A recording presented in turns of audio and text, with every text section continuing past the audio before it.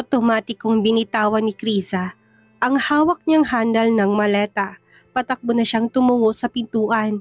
Para siyang nakalutang sa alapaap ng mga sandaling iyon. Hindi niya na alam kung kakayanin pa ba ng katawang lupa niya ang panibagong pagsubok. Agad niyang pinaharurot ang sasakyan niya, kasabay ng kanyang mga luha ang pagbagsak ng buhos ng ulan. Parang pinagsakluban na ng langit at lupa si Krisa. Hindi niya na alam kung saan siya kakapit ng mga sandaling iyon. Wala pa man, mas lumakas ang atungal niya habang sa kalsada ang tingin. Kung hindi niya gagawin ang umiyak ng malakas para siyang mauupos na kandila, kagaya kanina, doble-doble ang naging overspeeding niya rito. Diyos ko, wag ngayon. Wag naman po ngayon. Hindi ko kakayanin. Biglang tumigil ang sasakyan. Ilang beses na binuhay ni Chris ang makina noon ngunit namatay ulit. Mabilis siyang bumaba ng sasakyan. Sinuong ang mas lumakas pang buhos ng ulan. Binuksan niya ang hood noon at malakas na siyang napaubo na salubungin siya ng maitim na usok. Nasira pang sasakyan niya kung kailan nagmamadali siyang makarating ng ospital. Malayo pa yun kung lalakarin. Dala ng labis na pagkataranta, hindi na niya nagawa pang mag-isip kung anong dapat niyang gawin. Nagsimula siyang pumara ng taxi ngunit dahil maulan at may lahat ng okasyon pang araw na yon, wala siyang makuha. Lahat ay may sakay ang bawat taxi na dumadaan. Lumakas pang iyak niya. Sinubukan niyang lumakad palayo ng kanyang sasakyan upang humanap ng spot kung saan siya mabilis na makakakuha ng taxi. Basang-basa na siya ng ulan ngunit hindi niya alintana yon. Ang tanging nasa isip lang niya ng mga sandaling iyon ay makarating siya sa ospital kung nasaan ang mga magulang. Please Lord, pasakayin mo ko, bigyan mo ko ng sasakyan patungo ng ospital. Parang basang sisiw na ang kanyang itsura. Yakap ang cellphone na bagamat basa na ay buhay pa rin naman to. Wala na siyang choice. Sa gitna ng buhos ng ulan, kinalungan niya nang damit ang cellphone na tinawagan ang kanyang asawa. Alam niyang galit ito sa kanya. Baka nga sinusumpa na siya, pero ito na lang ang naiisip niya na makakatulong sa kanya para mas mapadali ang pagpunta niya ng hospital. Baka kapag sinabi niya na emergency sa mga magulang niya, baka sakaling maawang asawa at puntahan siya nito. Sana mag-ring, sana sagutin. Nangangatal ang labi sa lamig na inilagay niya yon sa kanyang tenga. The number you have dialed is out of coverage area. Please try your call later. Ilang beses niya yung sinubukan, ganun at ganun pa rin ang sagot sa kanya ng operator. Maring ipinikit ni Chris ang kanyang mga mata. Yun ang pinakamadilim na gabi sa kanyang buhay. Yun na ba ang karma niya nang ginawa niyang pananakit kay Nelia? Bakit siya pa rin ang pinaparusahan ng langit ngayon? Wala naman siyang maling ginawa sa kapwa niya. Yun lang, gumanti lang siya. Nilabas niya lang ang frustration niya. Kaya naman bakit kailangan sobrang sakit na magiging ganti ng langit sa kanya? Nick, ano nangyari sa anak namin? Mabilis na napatayo si Nick na nakaupo sa harap ng emergency room. Kakabalik niya lang doon dahil umakyat siya ng silid ng pinanggalingan kanina upang i-check ang asawa, ngunit wala na ito doon. Pasalamat siya na bago mamatay ang battery ng kanyang phone ay nakontak niya ang mga magulang ni Nelia. Kung hindi ay hindi niya alam kung saan sila hahanapin para ipaalam ang kalagayan ni Nelia. Sumagot ka! Ano nangyari sa anak namin? Hysterical na sigaw ni Mrs. Ellis. Alam niyang hindi na magtatagal ang anak pero hindi nila lubos maisip na ganun kaaga itong mangyayari. Sagutin mo kami! Sinusubukan po siyang i-revive. Hindi kaya ni Nick na sabihin ang tunay na nangyari dahil paniguradong ang asawa naman niyang malalagot. Hanggang doon lang ang kaya niyang gawin. Gusto na niyang umuwi, gusto na niyang makitang asawa pero dahil sobrang nakokonsensya siya sa ginawa nito kay Nelia ay hindi niya makayang iwanan sila habang wala pang resulta. Marahil sa lakas ng pananakit ng asawa kung kaya nag-seizure to. Hindi na mapigilan ng mag-asawa na maluha. Hindi pa sila handa. Alam nilang darating ang oras na yon pero hindi pa sila handang tanggapin na paglabas ng doktor. Ay ibabalitang lahat ay ginawa na pero wala na. Krisa? Napadilat ang mga mata ng babae na marinig na may tumawag sa pangalan niya. Yung akala niya wala na pero may isang tao pala talagang ipapadala ang langit sa panahong walang-wala ka ng pag-asa. Nung unang ang buong akala ni Chris ay sinik yun sa pagkakapareho ng paraan ng pananamit. Puno ng pagmamadali ang paglapit nito sa kanya, nakaparada ng itim nitong sports car sa kabila. Anong ginagawa mo dito? Bakit ka nagpapaulan? Peter! Agad siyang sinalo ni Peter nang makita nitong parang mawawala na siya ng ulirat. Malakas na naman kasi siyang pumalahaw ng iyak na ikinataranta ng lalaki. dahil hindi niya pa rin alam ang buong pangyayari. Hinubad nitong suot na coat, kahit nabasa na ng ulan ibinalot pa rin niya sa nanginginig na katawan. Pwede bang dalhin mo ko sa ospital? Saang ospital? Pagkasabi ni Krisa kung saang ospital yon, ay mabilis na siyang binuhat ni Peter upang mapabilis ang pagtawid nila ng kalsada. Hindi naman na umangal pa si Krisa na hinang-hinaan ng mga sandaling iyon. Kaunti na lang at susuko na ang kanyang katawang lupa. Pagkasakay nila ng sasakyan ay parang kidlat na pinatakbo na ni Peter ang kanyang sasakyan. Hindi na siya nagtanong pa kung bakit. Ganun pa man kabilis ang pagmamaneho ni Peter. Pagdating nila ng ospital hindi pa rin naabutan ni Krisa ang ama. Pumanaw to bago pa man makarating ng ospital. Ayon sa nakausap na rescuer ay dumadaan ang mag-asawa sa pedestrian lane patawid. Ngunit may kotseng nawalan ng preno at ng araro ng ilang sasakyan hanggang makarating sa pedestrian lane kung nasaan ang mga magulang. Ganun na lang ang paglulupasay ni Krisa habang malakas na pumapalahaw ng iyak. Ang buong akala niya ay wala nang sasakit pa sa nangyari sa kanya.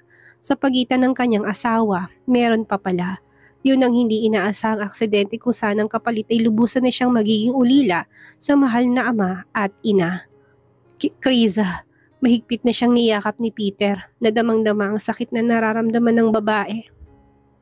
Wala siyang ibang masabi kung hindi ang tawagin ng pangalan nito. Awang-awa siya dito. Alam niyang ikakasal na ito kay Nick. Ngunit ang hindi niya maintindihan, nasaan ang fiancé nito habang nagdurusa to ngayon.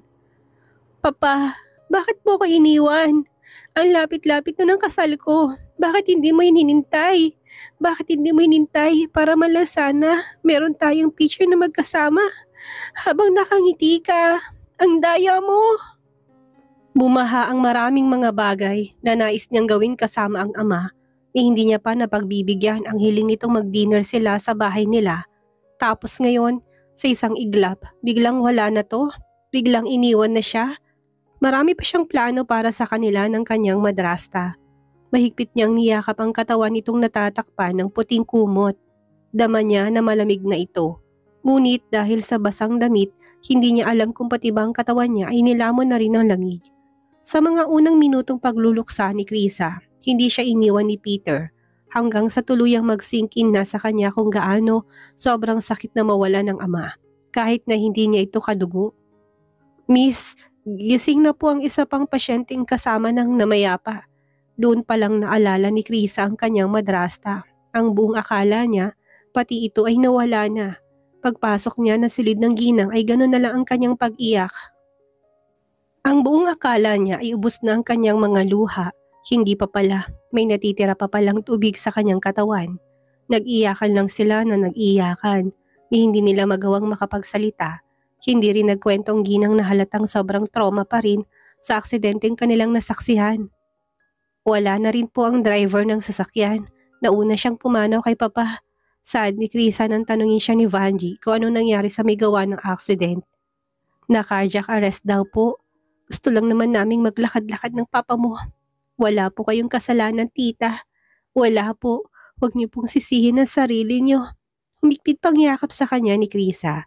Hindi niya naman to sinisisi. Wala siyang tinuturo. Magpalit ka na muna ng damit, Krisa. Si Peter yon na sumungaw sa pintuan na silid.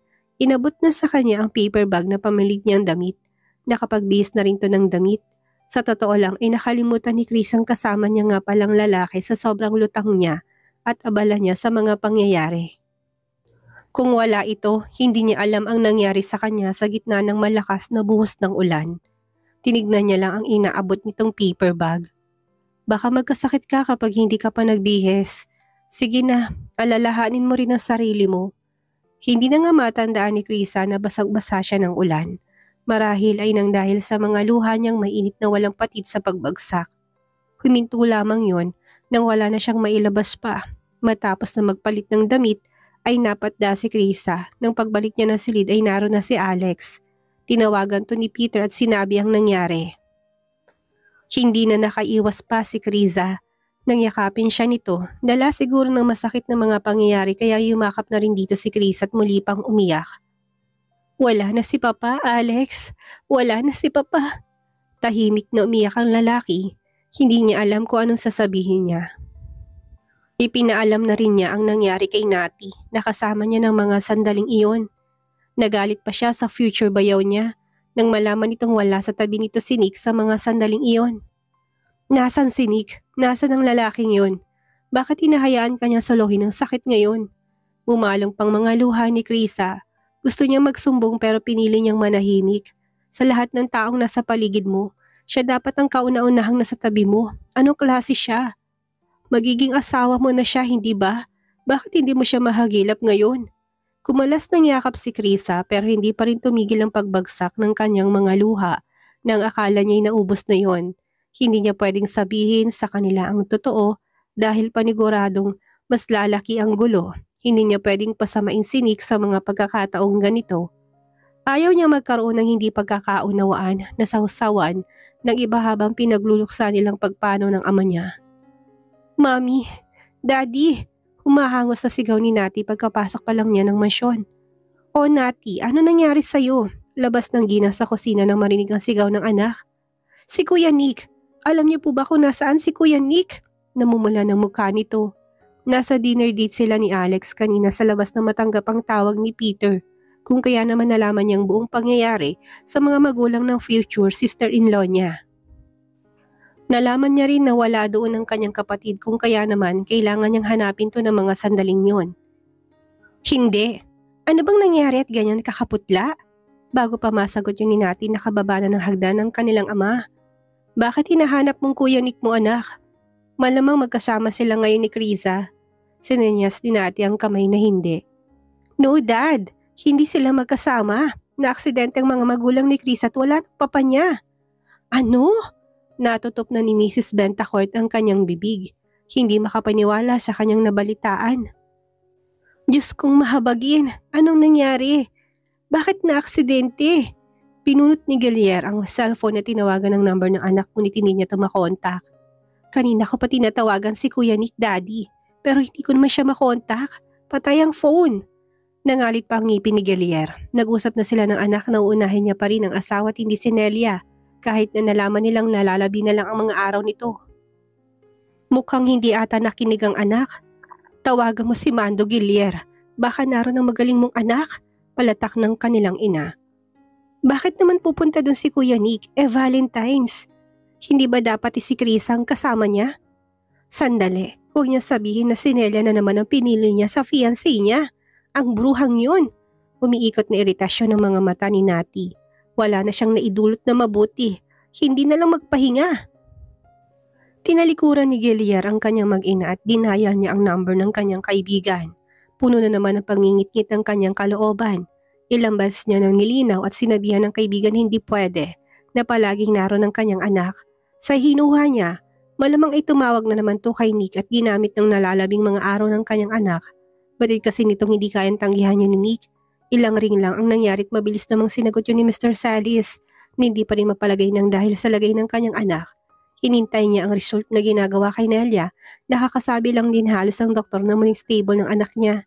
Hindi niya naginising pang kakaidip lang na si Nick dahil halatang pagod na pagod to. Nakasubsob ang mukha nito sa dalawa niyang braso na nakapatong sa handle ng kanyang inuupuan. Kanina niya pa ito sinabihang umuwi na, ngunit ang sabi niya hintay niya maging okay si Nelia bago siya umalis. Hindi na niya inistorbong abogado. Hinayaan na lang muna niya itong ilang minuto pang matulog doon. O Gilier, mabuti naman at napatawag ka. Tatawagan na nga kita. Nariyan ba ngayon si Nick? Oo, bahagyang naidlip dahil marahil sa nangyari kanina. Muli siyang pinutol ng kaibigang nakapamewang na. Bumangon ng inis sa kanyang mukha. Pwedeng pakibigay sa kanya ng cellphone? Kailangan ko siyang makausap. Napakunot ang noo ni Mr. Salis. Sa pandinig niya ay parang galit ang boses ng kaibigan. Malakas ang volume noon at saka nagmamadali. Hindi ganitong paraan ito ng pakikipag-usap sa kanya. Hindi na lang nagtanong si Mr. Salis at nag-usisa dito kung bakit gano'n ang himig nito. Baka pagod lang din ito. Sige Gilier, sandali lang. Gigisingin ko ang anak mo. Naalimpungatan si Nick sa marahang tapik ni Mr. Salis sa kanyang isang balikat. Malabo ang kanyang nangahapting mga mata nang idinilat. Ang una niya nakita ay inilahad nitong phone sa kanya. Wala pang abogado sa wisyo pero marahan naman niyang tinanggap iyon habang blanco pa rin ang kanyang mga matang nasa kay Mando pa rin. Nagtatanong kung ano ang gagawin niya sa ibinigay nitong cellphone. Ang daddy mo, hinahanap ka. Napatayo na doon ng diretso si Nick. Biglang kinabahan. Paniguradong nagsumbong ng asawa niya sa ama. Yun ang unang pumasok sa kanyang isipan kahit napilit niyang tinitimbang na imposibleng gagawin niya ni Kriza. Lumunok muna siya ng ilang sunod-sunod na lawit bahagyang napangiwi nang maramdamang mahapdi ang tuyong lalamunan. Dito siya kumuha ng lakas bago kausapin ng ama. Alam niyang may problema kaya kung tamang hinala niya, hindi na siya magugulat pa. Hello dad, nasaan kang tarantado ka? Pambungad nito mabilis na napahawa kay Nick sa kanyang ulo upang wag bayolenteng mag-react sa salitang ginamit nito. Alam mo ba kung ano nangyayari ngayon sa asawa mo? Kung saang-saang lupalop ka nagpupunta, sagutin mong tanong ko Nick, nasaan ka? Nagulantang si Mrs. Bentacourt at Nati sa ginawang pagsigaw ng kanilang padre de pamilya. Hindi lang yon. Sa salitang asawa na ginamit nito, gayong ang alam nila ikakasal pa lang naman si Nick sa kanyang nobya. Curious man sa salitang iyon, ay hindi na sila nagtanong ng dahil sa nag-aalab na galit ni Gelier. Habang kausap sa kabilang linyang panganay na anak, makahulugan na silang nagkatinginan ni Nati, na puno pa rin ang katanungan ng mga mata.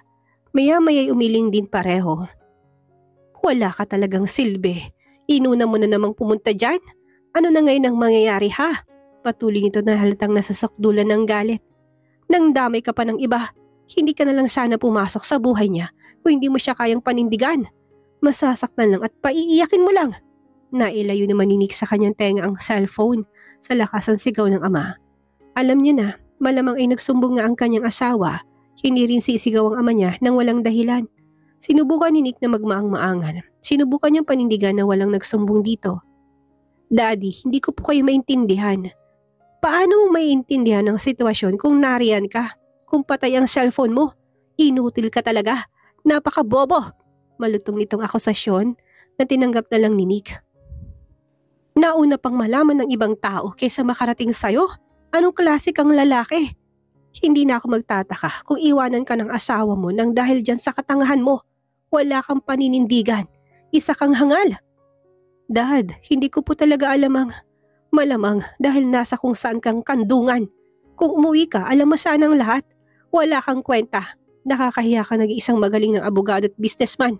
Kinakahiya kita, Nick. Napahilot na ng kanyang sentido si Nick. Litong-lito, may sinasabi ang kanyang ama na hindi niya maarok kung anong punto. Tumingin siya kay Mando na hindi rin alam kung ano bang nangyayari at nagkakagano ng kanyang ama. Hindi naman ito sabihin ng diretso kung anong pinupunto ng galit. Dad, tell me. Gelier, sabihin mo na kasi sa kanyang totoo. Ang dami mo pang paligoy-ligoy. Sigaw ng kanyang ina sa background na halatang umiiyak na. Nataranta pa doon si Nick. Kilala niyang ina. Hindi to iiyak kung walang masamang naging ganap. Saka mo na siya pagalitan. Kailangan siya ni Krisa ngayon. Hindi nagsalita ang kanyang ama. Nataranta pa si Nick na marinig ang sinabi ng kanyang ina. Dad, akin na ako na magsasabi kay Kuya Nick kung hindi mo kaya. Sinati sa kabilang linya kung kaya naman mas tumahid pang dibdib ni Nick. Hoy, magaling kong kapatid. Nasaan ka ba ngayon? Kailangan ka ng asawa mo. Baka gusto mo akong tumodas dyan sa Nelia na yan. Alam kong nariyan ka na naman sa ospital. Wala nang biyanan mong lalaki, nariyan ka pa rin? Ano ba, Kuya Nick? Parang binagsakan ng ilang hollow blocks ang dibdib ni Nick sa kanyang narinig. Ilang segundo siyang hindi makahinga. Anong sinabi ng kapatid niya? Wala na ang ama ng kanyang asawa? Paano? Bakit? Anong sinabi mo, Nati? Nang hihinang boses at katawan ni Nick. Ulitin mo nga, paano? Paghirapan mong alamin, pati ba naman yun kami pa, Kuya Nick? Busy na busy ka kasi sa malanding yan. Puntahan mo siya dun sa ospital. Wala ka talagang silbi. Hindi ka maasahan ni Krisa sa mga ganitong sitwasyon. Wala kang awa, wala kang puso. Huwag ka sanang hiwalayan ni Krisa nang dahil sa ginawa mong yan sa kanya. Tama nga si Daddy, inutil ka. Huwag ka na sana niyang pakasalan pa. May ibang nangyari, ibig sabihin hindi nagsumbong sa pamilya niya ang asawa niya tungkol kay Nelia. Pero paanong mawawalang papa Carlito nila kung alaga naman ito sa gamot at palaging may check-up? Saang hospital? Halos hindi yan lumabas sa lalamunan niya. Sabihin mo, Nati, saang hospital? Ano kayang mangyayari sa pagpunta ni Nick sa ospital? Magawa pa kaya siyang harapin ni Krisa? Gayong sunod-sunod ang sakit na nararamdaman ng kanyang puso? Yan ang ating aalamin sa susunod nating kabanata.